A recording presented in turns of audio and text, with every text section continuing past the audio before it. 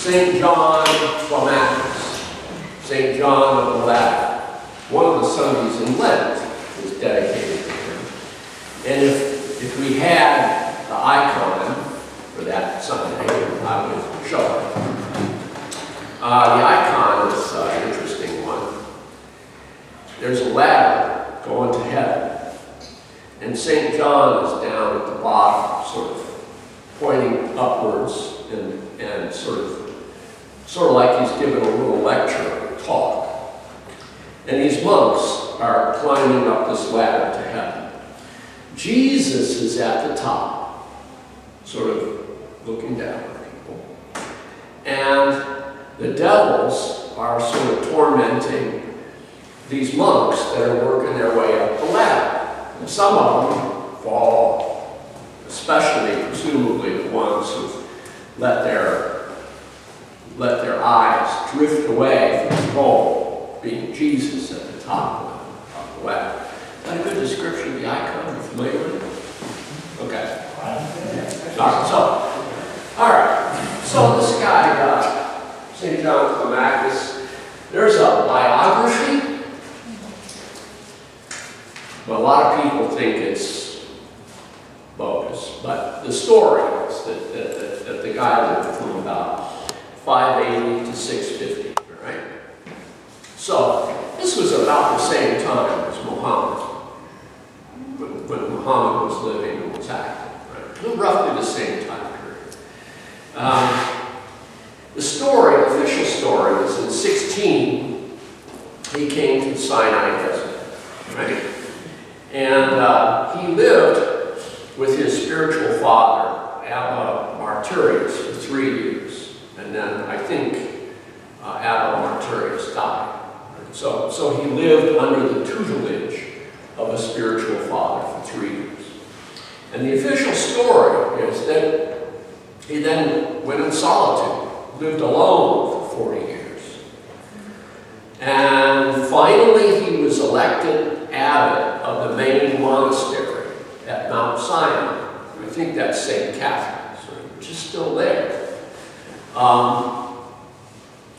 And so for a few years he was abbot, and he wrote the Ladder of Divine Ascent at the request of an abbot of the monastery. Now people are skeptical about this, and when you read the Ladder of Divine Ascent, it seems like this guy has a lot more experience with the real world than a 16-year-old kid who runs off to the wilderness to be an ascetic. So he seems to know a lot more that's consistent with that. Well, what is the Ladder of Divine Ascent? It's a book for monks, primarily. And so when you read it, you have to kind of keep that in mind. There's always the issue of applying these principles from monasticism to lay life. The book has 30 steps. It's organized in 30 steps, which are 30 steps on the ladder. And each step is a chapter. And it's patterned on a couple of things. It's patterned supposedly on the life of Jesus before his public ministry, 30 years. And it's also patterned on Jacob's ladder. And if I recall the story correctly, Jacob was, and correct me if my memory fails me, but Jacob wrestled with this guy, thing in the dark, and then he fell asleep, and he had this vision of heaven and a ladder going up to heaven. So I think that's what the story is in Genesis, and it seems to be, the book seems to be patterned on that. Okay, well, why are we going to study a book that's intended for monks? Bottom line is, the path to salvation is the same for a monk and for a layman. The superficial details are different, but the path to salvation is the same. And the things that we learn from monastic life, the basic basic fundamental principles have to apply to all of us. Now, what does chastity mean for a married couple? It means something different than it means for a monk. But still, the fundamental principle of chastity, for example, is that our desires are subordinated to God's will. And for the monk, it means one thing. For the married couple, it means something else. Okay.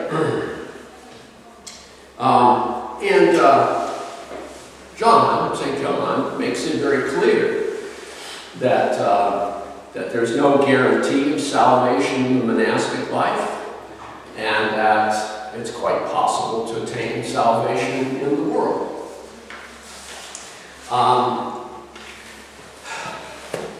Monasticism is a life that's built around, facilitates ascetical struggle. So a monk typically is somebody who has no ties to the outside world and prays and engages in ascetical practices, struggles against the passions, and is all in an effort to attain theosis, to subdue his own will and attain salvation. So, theosis, let's talk about that for a second. That is the goal of monasticism, the goal of all ascetical struggle, whether we're monastics or not. Man is, we say in the Eastern Church, that man is made in the image and likeness of God. The image is still there. After the fall, the likeness is disguised or obscured, or we're no longer like God, but we still are made in the image of God. In particular, the body no longer serves the soul. So when you read St. John Climacus, there's a lot of stuff about struggling against the body. You know, St. Paul talks about pummeling the body and that sort of thing. The point is to subdue the body, to save it. And St. John makes it very clear that we are embodied creatures, right? And our salvation is not the salvation of the soul against the body, but the salvation of the soul integrated with the body.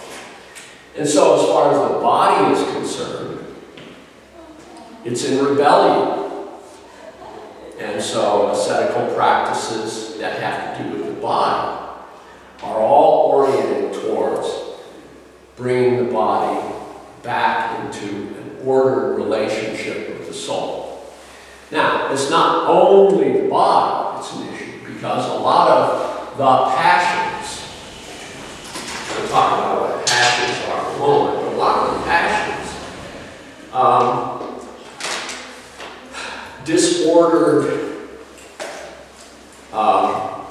disordered drives and feelings, a lot of the passions originate in our minds, not our bodies. Greed, pride, lust, gluttony. Well, a lot of these things are bodily, but a lot of them have mental aspects to them. Anger certainly is a passion that is not a physical passion. And destructive talking that doesn't serve God's purposes. Okay. So our goal is to save ourselves by killing off our passions, not our feelings, but these disordered passions that obscure the likeness of God in us. All right. Okay. While the path to salvation is the same for monks and lay people, the experience of monks offers offers us a certain clarity.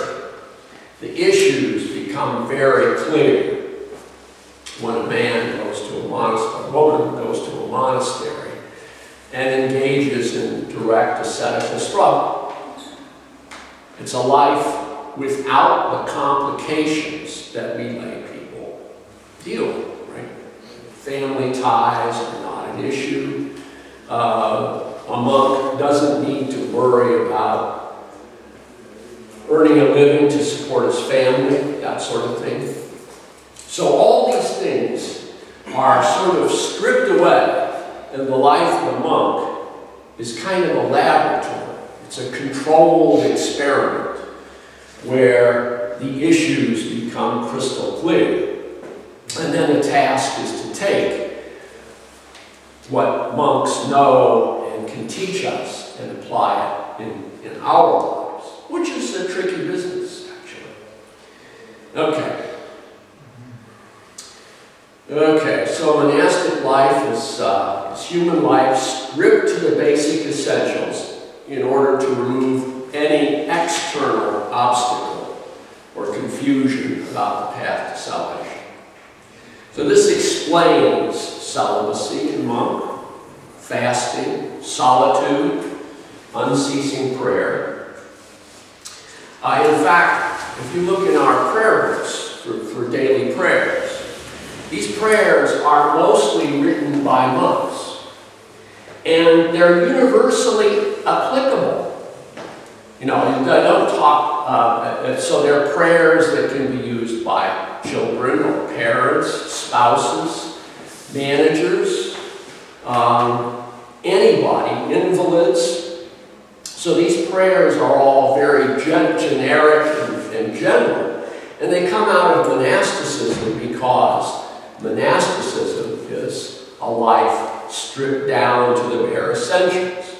So the issues are there that are there for everybody in the world or in the monastic life, and they can be reflected in prayers that anybody can use.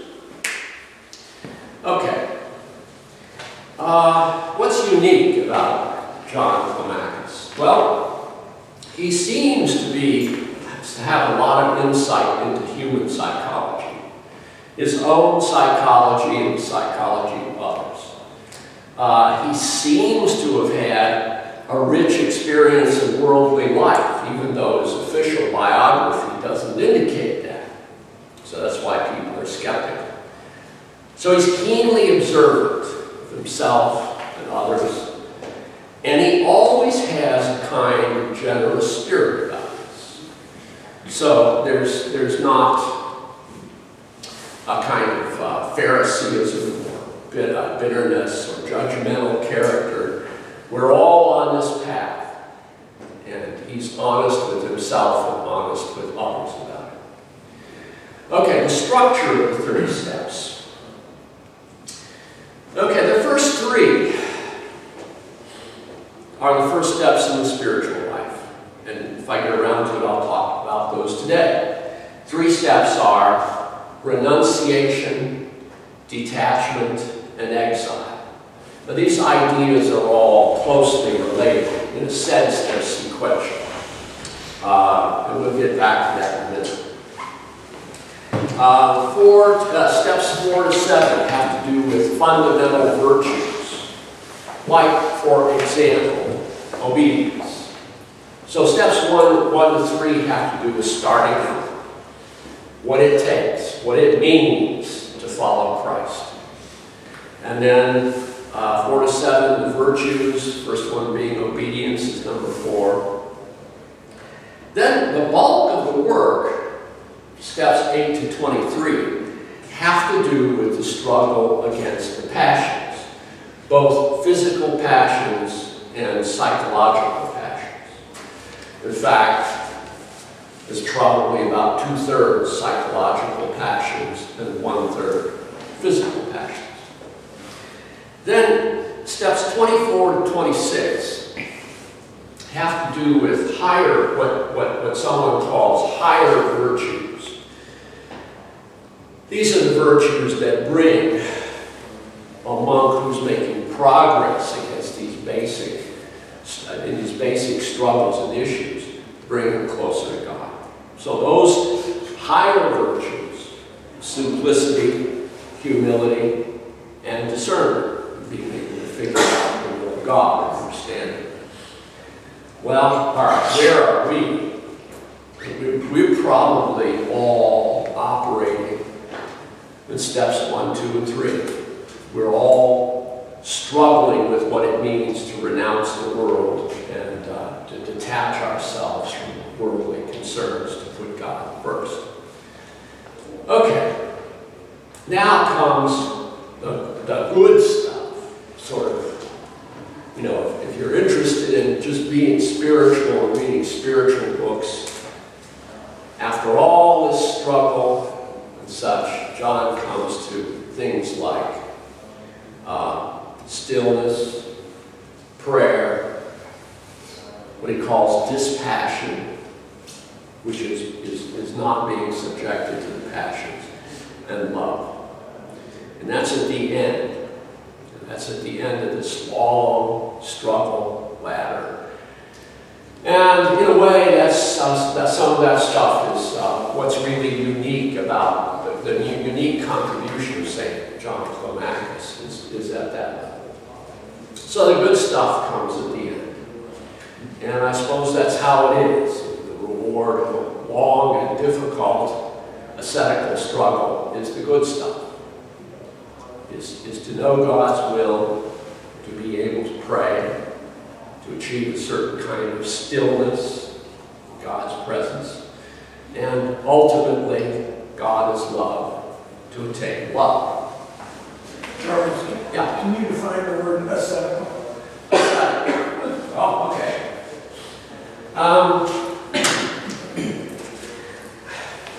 I guess I would define it as an attempt to subdue, to bring the will under under the control of God.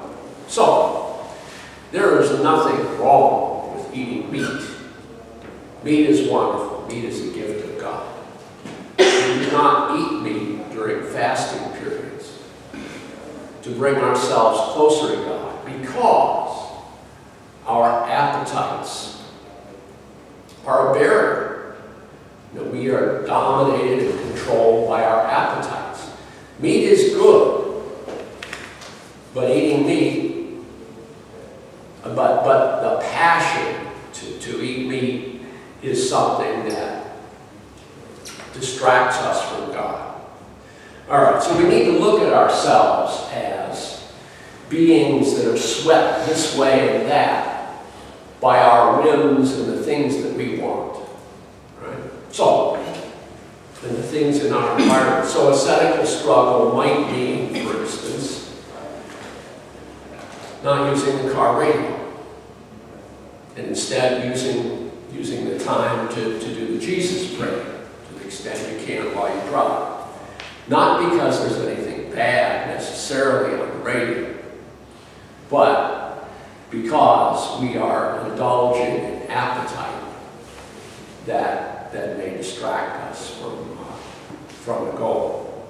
So think about what you do on your day off.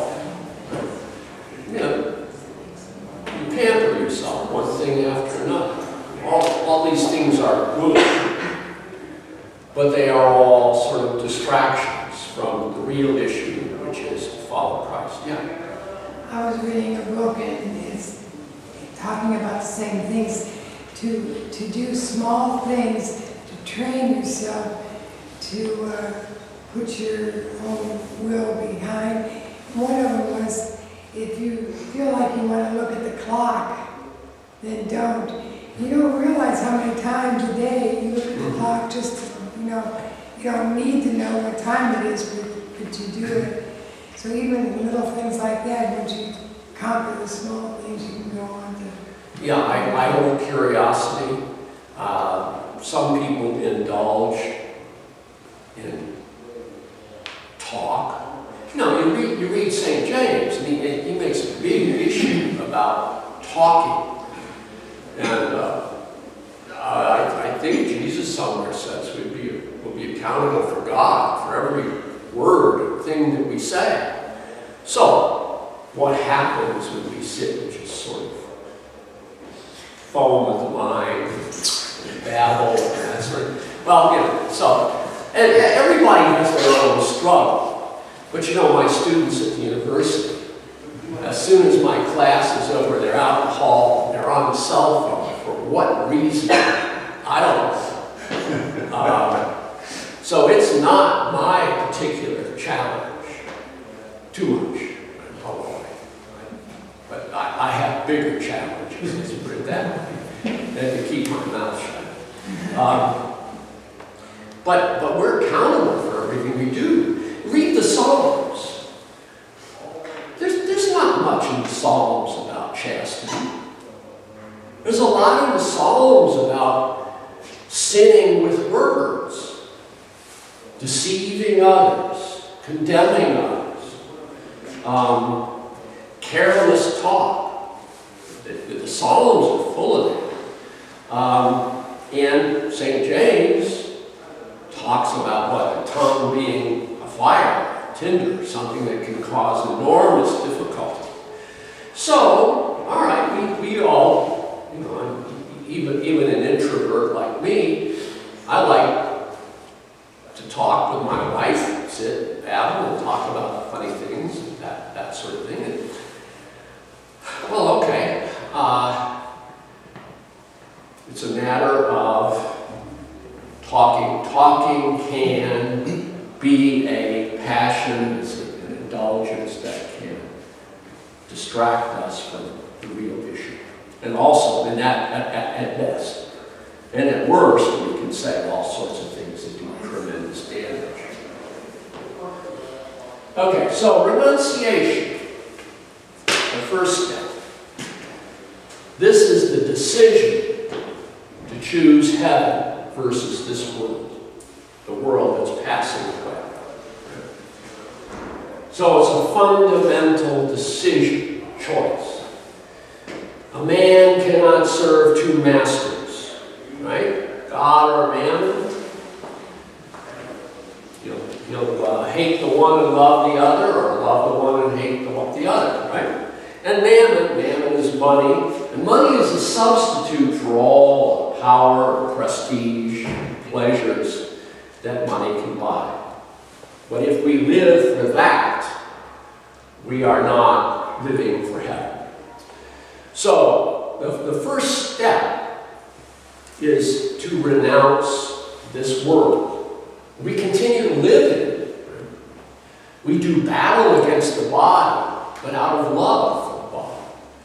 We renounce the world, but out of love for the world. Because God so loved the world. Right? But He wants us to put God first, Himself first. All right. So, he who tries to save his life will lose it. He who gives up his life for the kingdom will gain eternal life. This is all Jesus taught.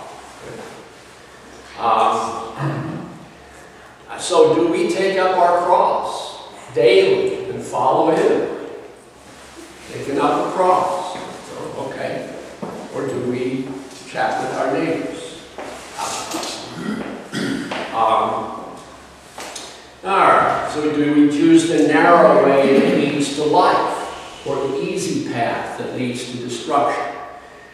This is especially strong in the Gospel of Matthew. And Jesus makes it very clear that we have to choose, and He encourages us to choose the narrow path. Well, okay. That's every day. Right? Every day we wake up and we have to take up our cross daily. And sometimes we don't, right? Sometimes we forget. We get distracted. Sometimes we let down our guard, and what we want takes over our life instead of following Christ. So this is the first step, the challenge. Every day, every time we need to, we say we'll put Christ first. Are the kids done? Okay, so that's the very first step.